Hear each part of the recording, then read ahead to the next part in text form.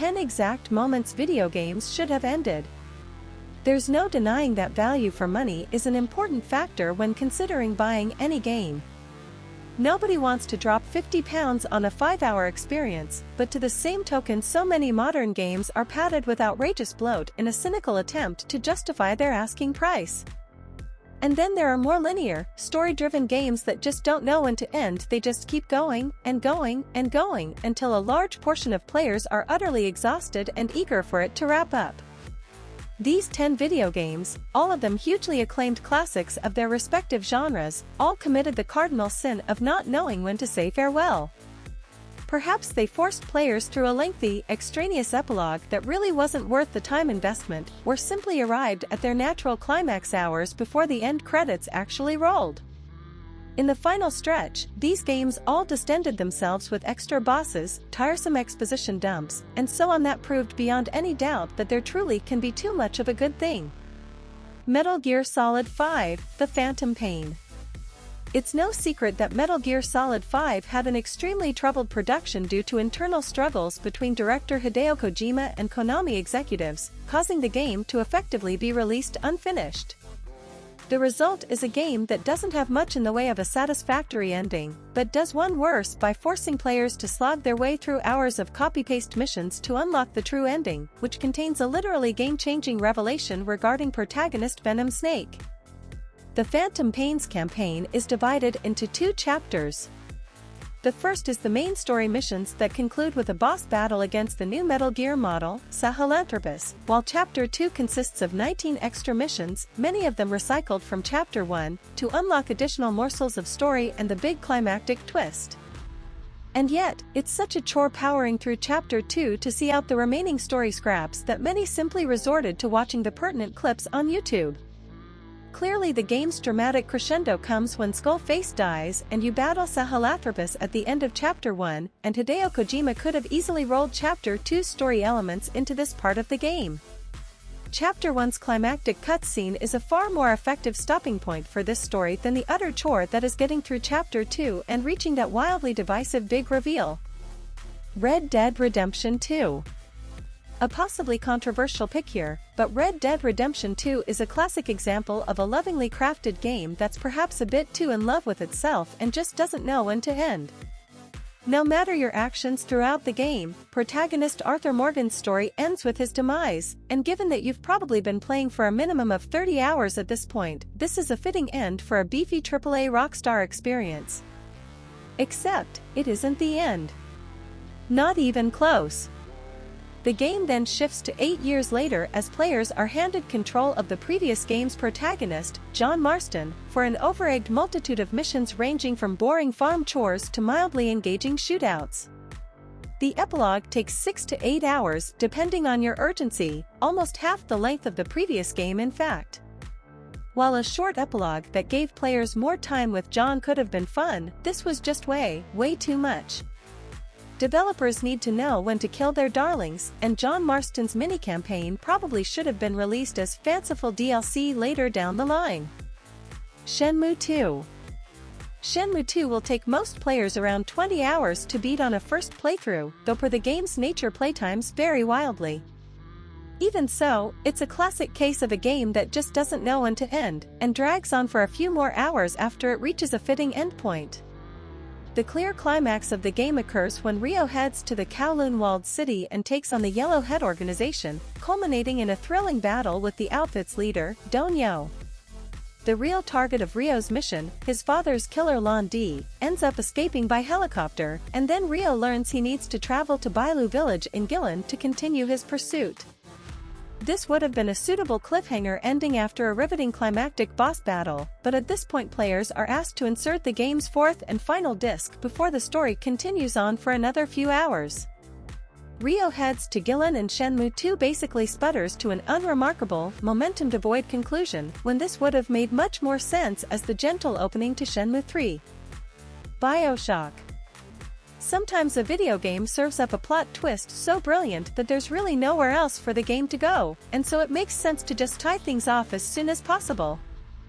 That's absolutely true of BioShock, which drops a brain-explodingly incredible twist about 75% of the way through its 10 to 12 hour playtime. Upon finally meeting Rapture founder Andrew Ryan, it's revealed that the phrase "would you kindly" has been used as a psychic trigger throughout the game by your apparent comrade, Atlas, to make you follow his orders without question. Atlas, in fact, is the game's real villain, Frank Fontaine.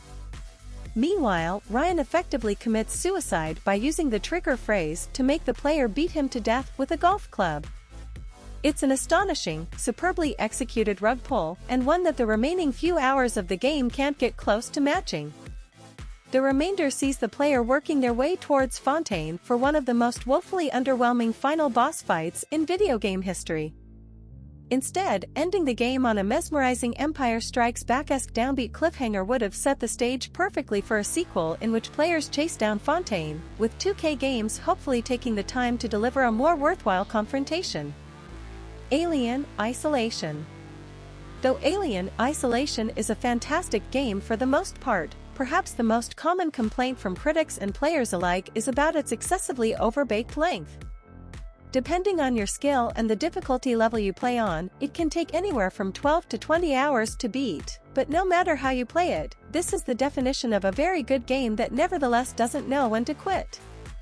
While mileage might vary on precisely where the game should end, there's a strong argument to be made for the thrilling sequence in which Amanda Ripley initiates a reactor purge in an attempt to destroy the giant xenomorph nest situated at the reactor. While the purge eradicates a good number of the aliens, it doesn't take all of them out, and the game continues for another 3 to 4 hours as you deal with various malevolent humans and finally eject the remaining Xeno out the damn airlock. It's just too much. Alien Isolation has long become both exhausting and considerably less scary by the time it finally ends, but curtailing it with the epic reactor purge would have resulted in a considerably more concise experience. Resident Evil 7. Even the biggest fans of Resident Evil 7 will surely agree that the game dips majorly in quality during its final third.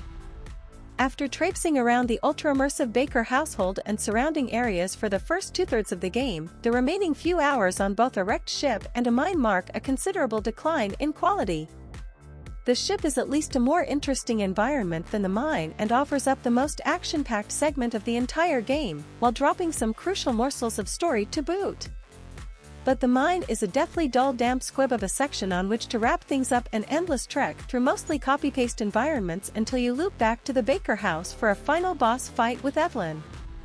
Though the lab hidden within the mines does provide some juicy story revelations, it's nothing that couldn't have been made available on board the ship. Plus, a dynamic final boss battle against Evelyn that spilled across the various floors of the ship could have been a lot of fun, rather than the generic shooting gallery battle we got instead. Far Cry 3. Considering that Far Cry 3 was largely marketed on the strength of charismatic pirate lord villain Vaz Montenegro, it was a surprise to many players that he ended up killed off in a boss battle roughly two-thirds of the way through the game. From here, slave trader and drug kingpin Hoyt Volker becomes the primary villain for the rest of the game, and few will disagree that he doesn't even begin to hold a candle to Vaz. He has his sporadic moments, for sure, but most often feels like a garden-variety action movie villain, and one whose concluding boss fight is a thoroughly naff QT fest. Vaz, conversely, was the feature attraction. He was the guy on the box art and in all the trailers, so really the game should have climaxed with his defeat. Perhaps more could have been done to expand Vaz's role pre-death, but the game takes a sharp nosedive in quality and interest once he bites it. Death Stranding. Hideo Kojima's Death Stranding is a much longer game than just about anyone expected, and even if you're rushing through the golden path you'll struggle to beat it in under 30 hours. That's significantly longer than most of the games in Kojima's Metal Gear Solid series, and as wonderful a game as this is, it also represents peak indulgence on the part of a gaming auteur who has never once heard the word restraint. Now, Death Stranding's narrative is such an hilariously convoluted soup of themes and ideas that it isn't easy to decide precisely where it should all wrap up. The epic boss fight with Higgs is a pretty solid possibility, though the third and final battle against a manifestation of Clifford Unger, Mads Mikkelsen, set during the Vietnam War is a far more thrilling showdown. It's a tricky, dynamic fight with an affecting payoff, but of course the game ambles on for another 3 or 4 hours, culminating in a terrible battle against a giant whale BT and a 2-hour ending that's as incoherent as it is ambitiously unhinged. There's no denying that Kojima put a lot of work into those final hours, but that doesn't mean they weren't also completely exhausting to play through. Closing things out with the more exciting and imaginative Clifford fight, and then stapling a more measured ending onto it, would have made more sense. The Last of Us Part 2. The Last of Us Part 2 may be a phenomenal game, but it's also one that ends up outstaying its welcome, with its unrelenting bleakness proving genuinely tiresome over a 25-hour playtime. Most players probably suspected that the game's climax would be the showdown between Ellie and Abby that we catch a brief glimpse of at the midway point and return to many hours later. Having players control Abby and taking on Ellie as a stalker-type boss, not unlike David from the first game, was an ingenious subversion of expectations, and felt like the right time for things to start winding down. After their fight, the scene shifts forward several months in time for what seems to be an epilogue, as Ellie and Dina live on a farm while trying to put their past behind them. Tommy then arrives with information of Abby's whereabouts, and Ellie sets off for one more confrontation with her. And so the game then continues on for another grueling 2 hours, as Abby gets captured by the Rattlers, Ellie infiltrates their compound, and the two fight one more time. This isn't to say that this extended finale isn't extremely well crafted from a technical and narrative perspective, but ending it at the farm would have felt so much more succinct. There were two ready-made ending points here, either Ellie choosing to move on from her revenge, or leaving her decision ambiguous and wrapping up with the flashback to Ellie and Dina dancing. Okami. When you think of brutally overlong video games, there are few that can claim that title more egregiously than Okami, a visually stunning, ludicrously entertaining action-adventure game that needlessly clocks in at a ridiculous 30 hours. Many players likely assumed the game was wrapping up during the first encounter with eight-headed dragon Orochi, though as anyone who's beaten Okami will know, this is really the end of the game's first act, and there are about 20 damn hours to go. Yet there's a very clear point at which Okami should have come to an end, the second and final battle against Orochi in his true form, which occurs roughly 75% of the way through the story. It's a thrilling, challenging fight that'd be a fitting final boss battle for sure, and yet once Orochi is defeated, the game drags on for another 7 to 8 hours as you pursue the all-powerful real enemy that is Yami.